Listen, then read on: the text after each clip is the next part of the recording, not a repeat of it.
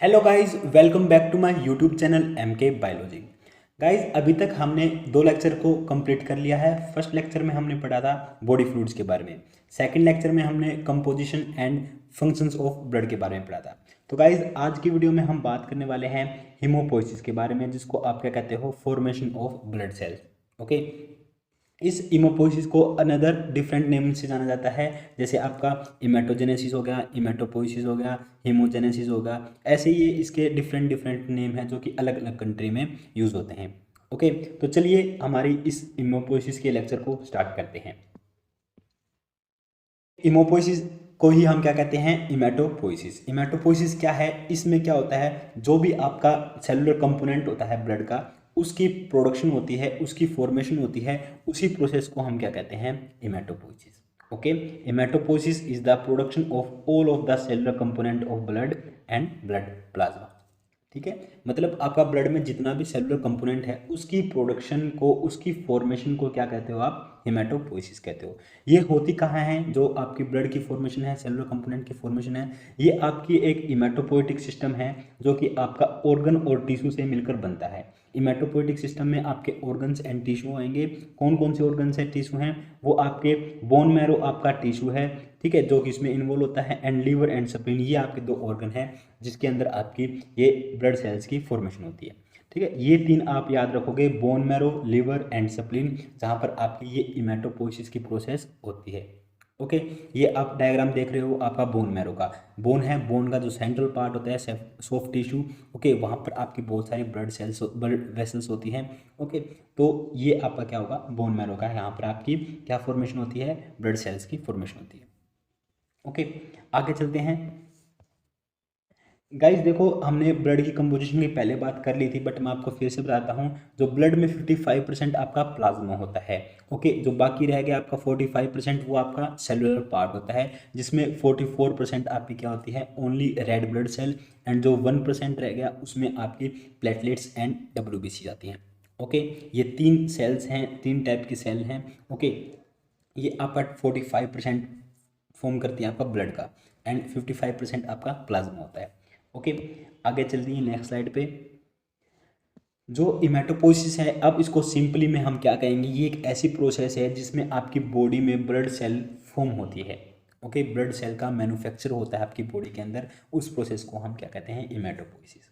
ठीक है, ये जो इमेटोपोइसिस है, ये स्टार्ट कब होती है, ये स्टार्ट होती है जब आपकी एम्ब्रियो की डेवलपमेंट होती है। ठीक है, आपका एम्ब्रियो आपको पता होगा, फर्टिलाइजेशन के बाद आपका जायगोट बनता है, जो कि आपका एक सिंगल सेल है।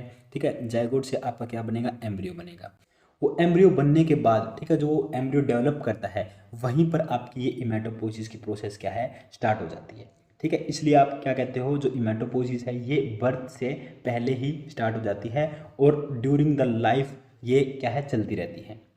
ओके, नेक्स्ट स्लाइड की ओर चलो।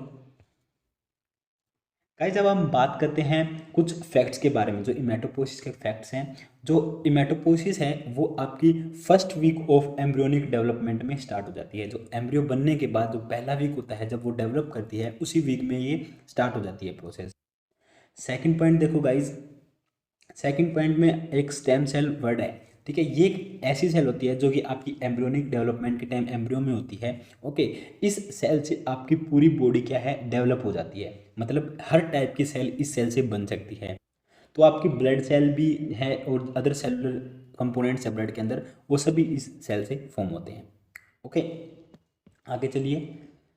जो आपका ब्लड है, ब्लड आपके डिफरेंट डिफरेंट सेल से बना है, आपको पता है। तो मेन 10 डिफरेंट सेल्स की टाइप्स होती हैं जिससे ब्लड फॉर्म होता है। तीन मेन कैटेगरी होती है जिनकी, उन 10 सेल्स टाइप की तीन मेन कैटेगरी होती है, red blood cell, white blood cell, and third आपका प्लेटलेट्स। ठीक है, अब इनके फंक्शन नहीं बता सकता मैं, क्योंकि मैंने ये पहले डिस्कस कर लिए हैं, तो आपको फंक्शन पहले ही पता होंगे। ओके, मैं अभी ये बता देता हूँ। जो वाइट ब्लड सेल है, इसके और डिफरेंट टाइप्स होते हैं।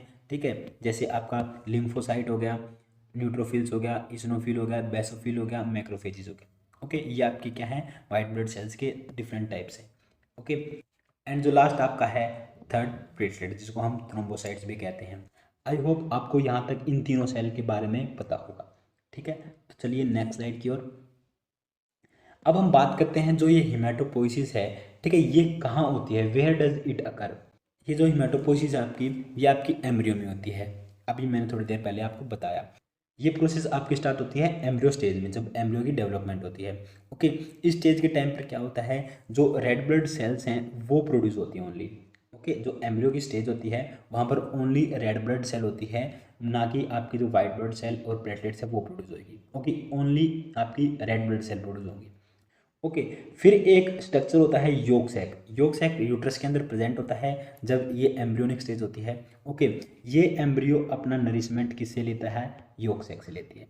ठीक है, क्योंकि जब तक आपकी प्लेसेंटा फुली डेवलप नहीं होती, जब ये प्लेसेंटा फुली डेवलप हो जाती है, ओके, तब एम्ब्रियो प्लेसेंटा से क्या ले लेगा, नरिशमेंट लेगा।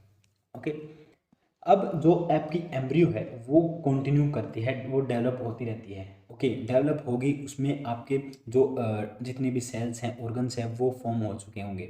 ओके, फिर जो ये इमेटोपोसिस की प्रोसेस है वो फिर मूव कर जाती है आपकी लीवर में, स्प्लीन में और बोन मैरो में, वहाँ पर ये स्टार्ट हो जाती है।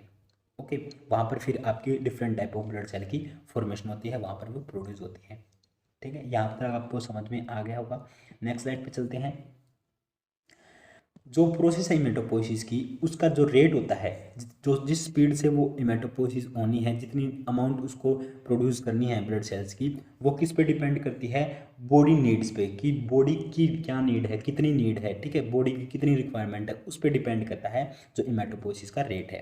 सेकेंड पॉइंट है, जो बॉडी है हमारी, वो कॉन्टिन्यूली मैन्युफैक्चर करती है न्यू ब्लड सेल्स को, और जो ओल्ड वंस हैं, जो ओल्ड सेल्स हैं, उनको रिप्लेस करेंगी।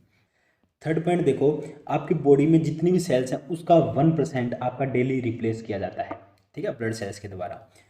इसका नेक्स्ट पॉइंट है, जो वाइट ब्लड सेल है उसका जो लाइफ स्पेन होता है वो शॉर्टेस्ट होता है, एंड जो रेड ब्लड सेल्स का है वो 120 डेज का होता है।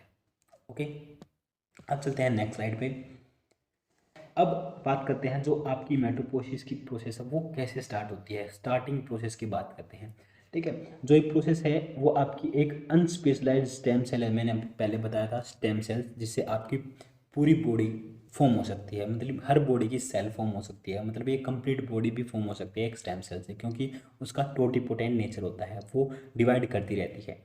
ओके, ये अनस्पेशलाइज्ड सेल, अनस्पेशलाइज्ड इसलिए कहा गया है क्योंकि इसका कोई पर्टिकुलर फंक्शन नहीं है। ठीक है, ये एक फंक्शन नहीं करती, ये जब जैसे जैसे डिवाइड करती है, डिफ्रेंशिएट करती है, तो ये अपने डिफरेंट डिफरेंट फंक्शन करती है।